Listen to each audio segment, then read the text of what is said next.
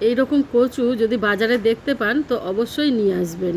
এই কচু দিয়ে মাছের ঝোল খেতেও যেরকম ভালো লাগে, আর এই কচু দিয়ে কিন্তু জিলিপি বানিয়ে খেতেও খুব সুন্দর হয়, খুব ভালো খেতে হয়।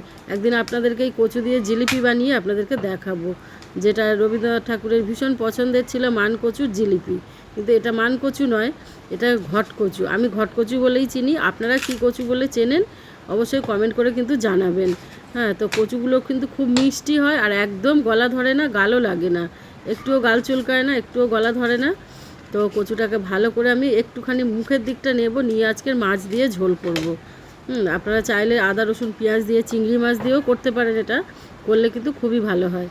আর এত সাদা ধবধবে আর মচমচে কাটছি যখন আওয়াজ হচ্ছে, এই কচু কিন্তু একটুও গাল ধরবে না। এটা মান কচু তো নয়। একবার মান কচু খেয়ে জানেন আমার ভীষণ শরীর খারাপ হয়েছিল, গলা ফলা ধরে সে ডাক্তার দেখাতে হয়েছিল। সেই ভয় থেকে আমি কিন্তু আর মান কচু একদমই আনি না। তো মান কচু নয়, এটা ঘট কচু। বললো কি একদমই গলা লাগে না আর মিষ্টি খুব। তো সেটাই নিয়ে এসেছি, নিয়ে সেই ভালো করে পরিষ্কার করে এই যে ফালি ফালি করে মাছের ঝোল করব বলে মাছের ঝোলের মতো করেই লম্বা লম্বা করে কেটে 4 টুকরো করে এরকম করে কেটে নিচ্ছি। আর দেখতে একদম ধবধবে সাদা, দেখুন, ওই জন্য গালটা লাগবে না। আর তার সঙ্গে ছিল একটু ওল, সেই ওলটাও দিয়েছি আর বেগুন দিয়েছি। এই ওল বেগুন আর এই কচু দিয়ে ইলিশ মাছ রান্না করলেও কিন্তু দুর্দান্ত হয়, একটা দুর্দান্ত রেসিপি হয়, আর খেতেও খুব সুন্দর হয়।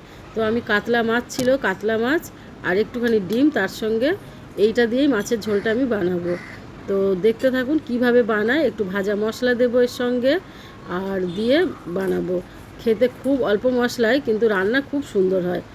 নুন আর হলুদ ভালো করে মাছের গায়ে মাখিয়ে নিয়ে ওই রেখে দিলাম। ওদিকে কড়া বসিয়ে দিয়েছি, দেখতেই পাচ্ছেন। কড়াই সরষের তেল গরম হয়ে আসলে এক একে মাছগুলোকে আমি ভেজে নেব।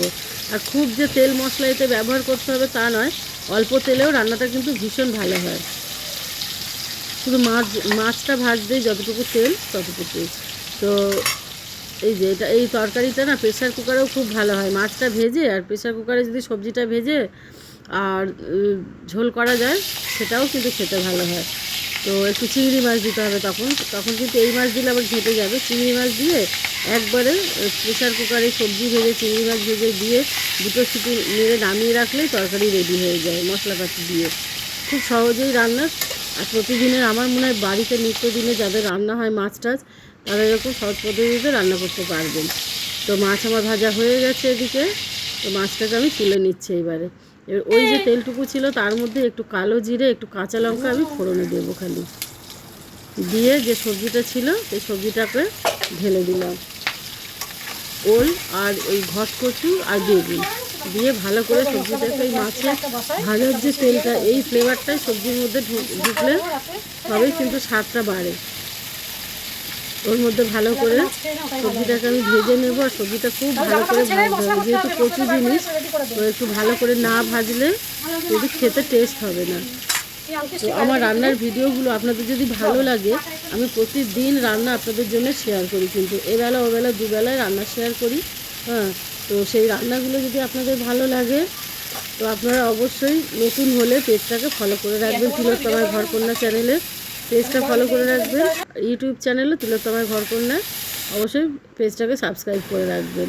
তাহলে কি যখন আমি নতুন রান্না আপলোড করব, আপনাদের সামনে কিন্তু এসে পৌঁছে যাবে।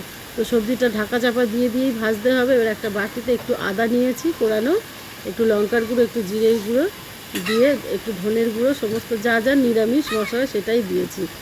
কিন্তু মাছটা রান্না হবে, মানে মশলাগুলো আদা রসুন পেঁয়াজের ব্যবহার করি আমি খালি। আদা রসুন পেঁয়াজ ছাড়াও যে মাছ খেতে এত ভালো হয়, আপনারা করে খেয়ে দেখবেন, ভালো হবে, ভালো লাগবে। তো এবার দিয়েছি একটু ধনেপাতা কুচি, দিয়ে ভালো করে মশলাটাকে আমি রেডি করে গুলে রেখে দিয়েছি। এবার ঢেলে দিয়েছি, গুলে জলে গোলায় দিয়েছি। এটা শুকনো দিলে অনেক সময় কি তলা লেগে যায়, পুড়ে যাওয়ার ভয় থাকে। তো ওই জন্য আমি এটাকে জল দিয়ে গুলে সবসময় মশলাটা আমি ব্যবহার করার চেষ্টা করি, তাহলে কি মশলাটা পুড়ে যাবে না। এবার ঢেলে দিলাম, দিয়ে মশলাটাকে ভালো করে কষিয়ে নেব। আর রান্নাগুলো যদি ভালো লাগে তো বন্ধুদের সঙ্গে আপনারা শেয়ার করে রেখে দেবেন। হ্যাঁ, তো তাহলে অনেক সময় অন্য সময় রান্নাগুলো আপনারা দেখতে পারবেন। আর এরকম মাছের ঝোল বাড়িতে অবশ্যই বানিয়ে আপনারা খেয়ে দেবেন। যদি বাজারে কখনো এরকম কচু দেখেন মিস করবেন না, নিয়ে চলে আসবেন, এনে রান্না করবেন। এরকম ঢাকা চাপা দিয়ে দিয়ে মশলাটাকে কষিয়ে নিয়েছি ভালো করে। এইবারে এটাকে প্রেসার কুকারে ট্রান্সফার করব। প্রেসার কুকারে না দিলে এই যে ওল আর কচুটা আমার মনে হচ্ছে যদি সিদ্ধ না হয়, একে তো অনেক প্রচুর গ্যাস পুড়বে, আর আমার যেহেতু মশলা কষানো হয়ে গেছে, এখন প্রেসার কুকারে দিলে আর অসুবিধা হবে না। প্রচুর গ্যাস পুড়বে যদি আমি কড়াই করে এখন এই কচুটাকে সিদ্ধ করতে যাই। তো এই জন্য প্রেসার কুকারে আমি ট্রান্সফার করে দিলাম। দিয়ে ওই দুটো মতো আমি সিটি মেরে নেব। দুটো সিটি মারলে একদম ওল কচু সমানে খুব সুন্দরভাবে গলে যাবে। এদিকে কড়াইয়ের মধ্যে মাছ আমি দিয়ে দিয়েছি, আর যে সিটি মেরেছিলাম যে তরকারিটা সেটাও ঢেলে দিলাম। দেখুন কি সুন্দর সমস্ত সব গলে গেছে। ওল কচু মানে খুব ভেঙে যায়নি, আবার একদম ঘেঁটে যায়নি, ঠিকঠাক একদম মাছের ঝোলের যেরকম হয়। একটু ধনেপাতা কুচি দিয়ে আমি আবারও চাপা দিয়ে দিয়েছিলাম, তাহলে ধনেপাতার ফ্লেভারটাও খুব সুন্দরভাবে যাবে।